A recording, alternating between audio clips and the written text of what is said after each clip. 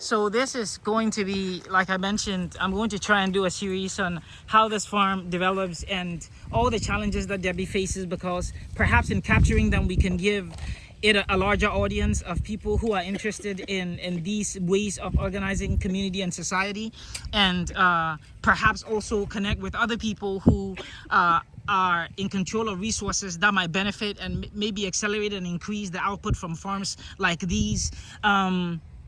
Let's see. Excuse me. What else did I miss, Debs? What do we need to mention?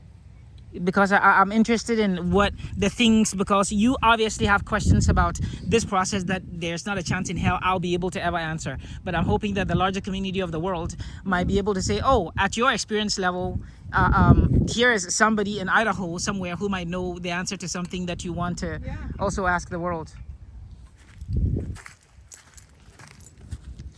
Oh, that's a red velvet ant. This is what I mean. Actually a wingless wasp. Isn't it pretty? It's so beautiful. It's Now I've lost it in the glare. It's a red velvet ant, but it's technically a wasp with no wings. It's the female, and she has a brutal bite. She has a brutal bite, you said. Yes, she's wicked. The males have wings. She tells me that as she stands here bare feet, by the way, guys. We have an understanding. She leaves me alone, I leave her alone. You can see her coming a mile away. Yeah. She stands out. And she's always right around here. So she must have a nest underground. Isn't that cool? That, like I said, guys, she knows about all this stuff just by way of being curious about the world. And I'm interested in how we foster such curiosity, because I don't know that much about the world that I live in. And I think that the more people carry that knowledge, the greater the chances of our species also surviving, because there are those who think that we're going to upload our DNA onto the moon and onto Mars, and that's how we're going to survive. But somebody's going to have to be down here to grow the tomatoes and grow the peppers, and to remember that the wasps have a wicked bite, and to remember that some seasons the plants grow and some seasons they don't.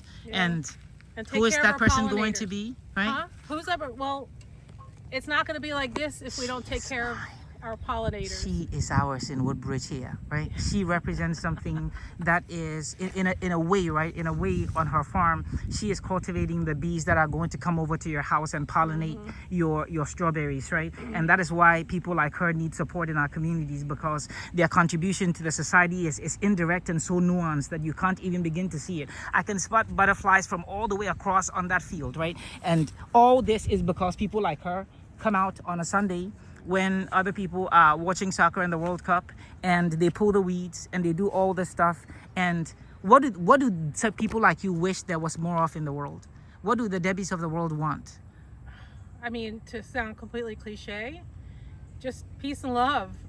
I was listening to a song the other day that said everyone's fighting so much that if everyone keeps fighting, there's going to be no more people left to fight, and then I'll be proven right. But there's going to be no more people left to fight. Let's just do the things we love to do and be gracious and give people grace. And the second thing is completely environmental, is take care of our pollinators. If we don't have bees and wasps to pollinate our plants, this is not happening anymore. It's all going to happen through genetically modified plants in greenhouses. And it's going to not be as bountiful, and it will be a lot more expensive to get these plants, these vegetables in stores. True words. That's all I have. No true words. Thank you very much, Debbie.